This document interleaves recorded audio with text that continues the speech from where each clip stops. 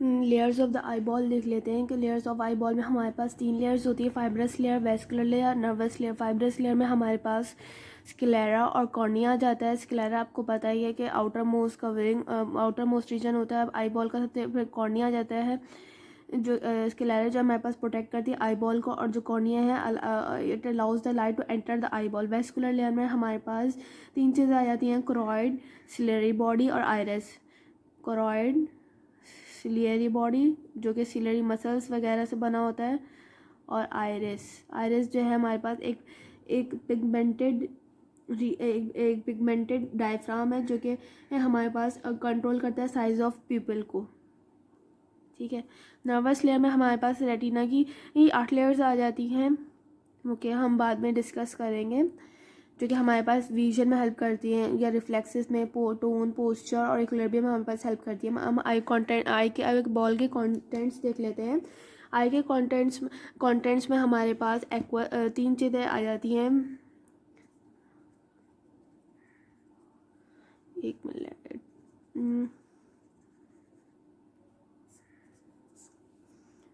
Aqueous humour, crystalline lens और vitreous body. Aqueous humour में हमारे पास क्या होता है, ये बेसिकली क्लियर फ्लूइड है, क्लियर वाटरी फ्लूइड है जो कि एंटीरियर और पोस्टीरियर चैम्बर में प्रेजेंट होता है, जो कि सिक्रीट होते हैं सिलियरी प्रोसेस से। ये जो है हमारे पास क्लियर वाटरी फ्लूइड है,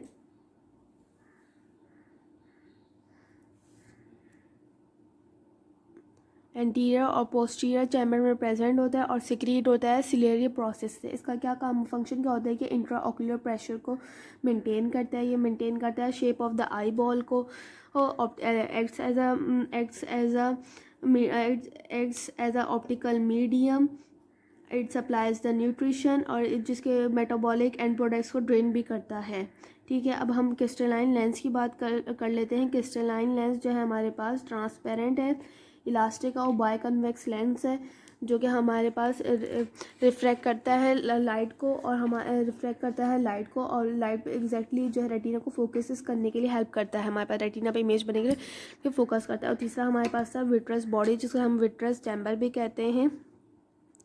बेसिकली ये क्या है, ये भी ये ट्रांसपेरेंट जेल है जो कि मैग्नीफाइंग पावर को कंट्रीब्यूट करता है और पोस्टीरियर सरफेस ऑफ लेंस को सपोर्ट करता है। हमारे पास ट्रांसपेरेंट जेल है। हमने देखा है कि 3 लेयर्स होती हैं आईबॉल की, फाइब्रस, वेस्कुलर, नर्वस। फाइब्रस में हमारे स्क्लेरा कॉर्निया आता है, वेस्कुलर में हमारे पास क्रोइड, सिलियरी बॉडी, आइरिस आता है। हमारे नर्वस लेयर में रेटिना की लेयर्स आ जाती हैं। उसके बाद हमने कंटेंट्स देखे, एक्वस ह्यूमर, क्रिस्टलाइन लेंस और विट्रस बॉडी। एक्वस में क्लियर वाटरी फ्लूइड था जो कि हमारे पास सिलेरी प्रोसेस से सिक्रीट हो रहा था और हमारे पास ड्रेन कर रहा था मेटाबॉलिक प्रोडक्ट्स को और मेंटेन कर रहा था और इंट्राओकुलर प्रेशर को, shape of the eyeball को मेंटेन कर। क्रिस्टलाइन लेंस देखा जो हमारे पास रिफ्रैक्शन में काम आता है लाइट के, और जो है फोकस करता है रेटिना पे लाइट को। विट्रस बॉडी में हमारे पास ट्रांसपेरेंट विट्रस बॉडी, हमारे विट्रस बॉडी में ट्रांसपेरेंट जेल है जो कि आई बॉल के पीछे लेंस जो एरिया को बिहाइंड लेंस के पीछे के एरिया को फिल करता है, जो कि और हमारे पास मैग्नीफाइंग पावर को कंट्रीब्यूट करता है, सपोर्ट करता है पोस्टीरियर सरफेस ऑफ लेंस को। That's it. ऑप्टिक या विजुअल पाथवे की बात कर लेते हैं। फर्स्ट ऑफ ऑल देखा, ये सपोज डैट ये हमारी आइज़ है, इनमें क्या होता है अगर लाइट हमारे पास पड़ रही है टेम्पोरल रीजन से तो वो हमारे पास क्रॉस होकर नेज़ल रीजन पे आ जाएगी, और अगर नेज़ल रीजन से पड़ रही है तो वो हमारे पास टेम्पोरल रीजन पे लाइट फॉल होगी रेटिना के। सेम हियर इन द इस केस में भी यही होगा।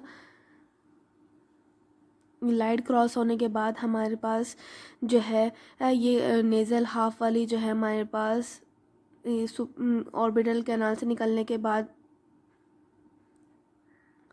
क्रॉस हो जाएंगे और ऑप्टिक क्याज्मा फॉर्म करेंगे, जबकि जो टेम्पोरल वाली हैं हमारे पास वो एप्सिलेटरी आ जाएंगी, वो क्रॉस नहीं करेंगी। Let me first draw the diagram, then I will tell you the labeling. इस क्रॉसिंग ओवर के बाद जो है हमारे पास ये जो हमारे पास रेज फाइबर्स हैं इसके ऑप्टिक नर्व फाइबर्स के हमारे पास जाएंगे लेटरल जेनिकुलेट बॉडी में, जो कि हमारे पास थैलेमस के पोस्टीरियरली प्रेजेंट होता है। लेटरल जेनिकुलेट बॉडी, यहाँ से हमारे पास ऑप्टिक रेडिएशंस निकलेंगी जो हमारे पास विजुअल कॉर्टेक्स में जाएंगी, जो कि हमारे पास area number 17 Brodmann area number 17 है, और यहाँ इमेज फॉर्म करेंगी। मैं आपको बताती हूँ होता क्या है। यहाँ से हमारे पास जो लाइट रेस फॉल हो रही है नेज़ल हाफ पे और जो टेम्पोरल हाफ पे है। नेज़ल हाफ वाली जो है हमारे पास यहाँ से ऑप्टिक नर्व फाइबर्स के पास रेटिना की गैंग्लियोनिक फाइबर से निकलने के बाद ऑप्टिक नर्व फाइबर्स बनाएंगे। उसके बाद ऑर्बिटल कैनाल से निकलने और ऑप्टिक कैनाल से निकलने के बाद ये ऑप्टिक नर्व बन जाएगी। ऑप्टिक नर्व बनने के बाद जो है हमारे पास नेज़ल हाफ वाली जो है वो क्रॉस होगी और ऑप्टिक क्यास्मा फॉर्म करेगी। इस क्रॉसिंग ओवर को हम यहाँ पे इस पॉइंट को हम कहते हैं ऑप्टिक क्याज्मा। ये ऑप्टिक क्याज्मा फॉर्म करेगी। उसकी ये टेम्पोरल हाफ वाली जो है एब्सिलेटरी आ जाएगी, क्रॉस नहीं करेगी। ठीक है, अब ये जो है हमारे पास ऑप्टिक क्याज्मा के पास मूव करने के बाद हमारे पास ये ऑप्टिक ट्रैक्ट फॉर्म करेगी। ऑप्टिक ट्रैक्ट के बाद हमारे पास लेटरल जेनिकुलेट बॉडी में साइनैप्स करेगी, जो कि थैलेमस के पोस्टीरियरली प्रेजेंट होता है।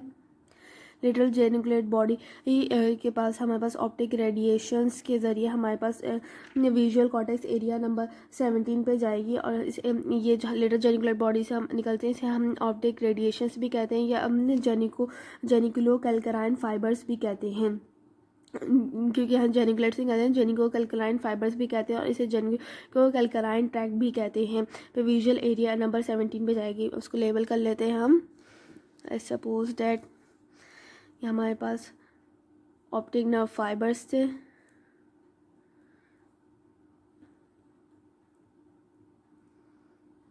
ये ऑप्टिक नर्व है हमारे पास, ये दोनों, ये हमारे पास ऑप्टिक क्यास्मा का पॉइंट है।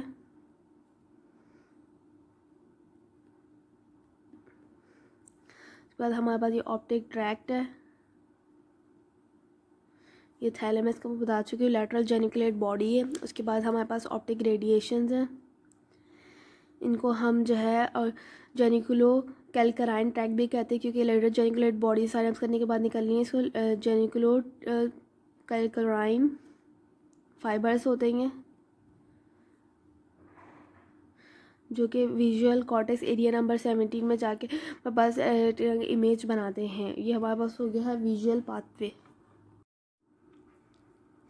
उसकी कुछ क्लिनिकल्स है। अगर हमारे पास इस पॉइंट पे लीजन होगी ऑप्टिक नर्व की लीजन पे, तो इस कंप्लीट ब्लाइंडनेस हो जाएगी। जिस भी आई पे हमारे पास हो रही होगी कंप्लीट लीजन ऑप्टिक नर्व की, उस आई की हमारे पास कंप्लीट ब्लाइंडनेस हो जाएगी।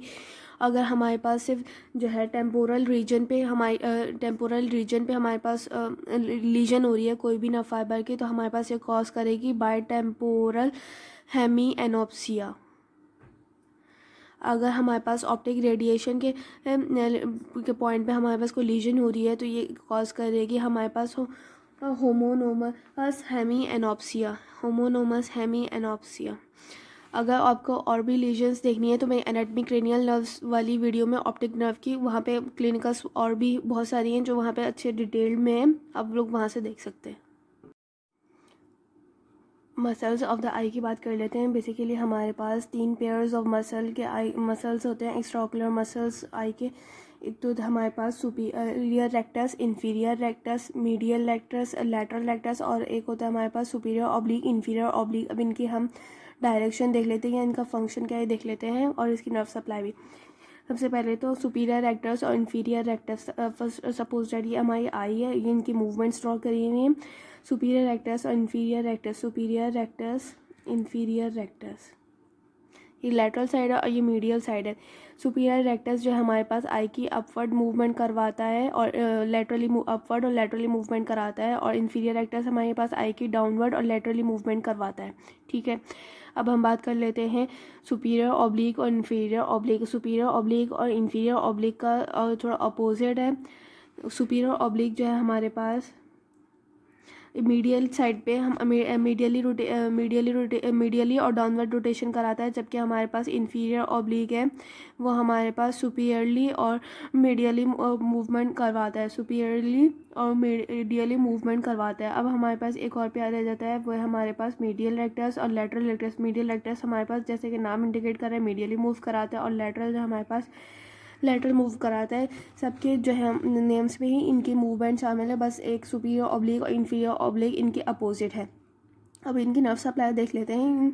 इन तमाम मसल्स को हमारे पास जो है एक क्रेनियल नर्व नंबर 3 जो कि ऑक्यूमुलेटर नर्व है वो सप्लाई करती है। बस दो जो मसल्स हैं उनको अलग सप्लाई करती है। लेटरल लेक्टाइल मसल है, इनको क्रेनियल नर्व नंबर 6 करती है सप्लाई, और सुपीरियर ऑब्लिक को क्रेनियल नर्व नंबर 4 करती है, बाकी सबको 3 करती है। 3 ऑक्यूमुलेटर नर्व सप्लाई करती है। लेटरल लेक्टस को क्रेनियल नर्व नंबर 6 और सुपीरियर ऑब्लिक को क्रेनियल नर्व नंबर 4 सप्लाई करती है। Now we will discuss about the types of the eye movements. There are 4 types of the eye movements: saccades, vergence, smooth pursuit, vestibulo-ocular reflex. अब हम सबसे पहले saccades की बात कर लेते हैं। सेकेंड्स में हमारे पास क्या होता है कि क्विक मूवमेंट होती है दोनों आइज़ की बिटवीन द 2 और more phases of fixation in the same direction. मतलब कि फर्स्ट में एग्जांपल के तौर पर हम समझ लेते हैं कि जैसे कि हम सबवे सफ़र में जो हमारा पर्सन दौड़ा होता है, रन कर रहा होता है, हम लोग उसके ऊपर हमारे पास उसकी जो नज़र होती है हमारे पास कॉइन्स पे होती है, या बैरियर्स वगैरह पे होती है, या ट्रेन्स वगैरह पे होती है कि वो इससे हिट ना हो जाए। वो जो हमारे पास फोकस कर रहा होता है एक ही डायरेक्शन में, उसकी जो आइज़ है एक ही जगह पे फोकस के किसी भी फेस में हो लेकिन वो फोकस कर रहा होता है एक ही डायरेक्शन, द सेम डायरेक्शन में। इसे हम कहते हैं seconds. Quick movement of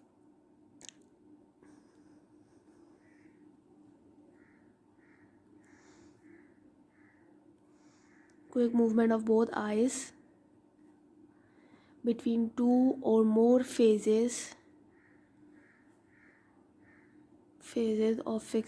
of fixation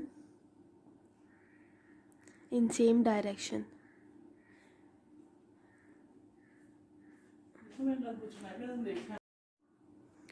वर्जेंस में हमारे पास क्या होता है कि मूवमेंट होती है प्यूपल्स की अवे या टूवर्ड्स द अनदर एक ऑब्जेक्ट की तरफ, जब हम फोकस कर रहे हों। फॉर एग्जांपल कि बचपन में जैसे हम अगर अपनी मदर के साथ पार्क वगैरह में जाते थे, हमारी जो नज़र जो है आइसक्रीम ट्रॉली पर टिक जाती थी, लेकिन जो है हमारे साथ जो भी होता था वो हमें मना करता था कि आपको आइसक्रीम नहीं लेके दी जाएगी, लेकिन हमारी नज़र जो है आइसक्रीम ट्रॉली पर फिक्स हो जाती थी और इसे हम अवे या टूवर्ड्स लेके जाते थे। इसे हमारे पीपल की जो मूवमेंट है अवे उस ऑब्जेक्ट से ट्रॉली से आइसक्रीम ट्रॉली से अवे या टूवर्ड्स जाती थी, तो उस मूवमेंट को हम कहते हैं वर्जेंस। साइमल्टेनियस मूवमेंट ऑफ पीपल्स लिख लेते हैं हम इसे। Simultaneous movement of people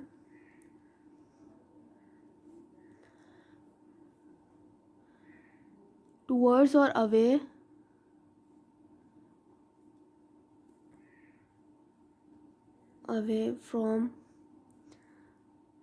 from object or anything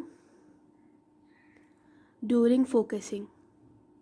ठीक है, अब हम नेक्स्ट की हमारे पास है स्मॉल परस्यूट। इसमें क्या होता है कि हमारे पास हमारी आइज़ जो हैं फिक्स हो जाती हैं मूविंग ऑब्जेक्ट पे। फॉर एग्जांपल कि हम एक कार में बैठे हुए हैं और कार चल रही है, कार हमारे पास चल रही है, जो उसके बाहर की जो इमेज है वो बार बार चेंज हो रही है ना। जो हम एक रोड पे कार चल रही है हमारी, तो यहाँ की जो इमेज है बार बार चेंज हो रही है, इसको हम कहते हैं कि इज अ स्मॉल परस्यूट। मतलब कि हमारी आइज़ फिक्स हो गई हैं एक मूविंग ऑब्जेक्ट पे, ये मूव कर रहे हैं, इससे यहाँ से fixation of the eyes on moving object.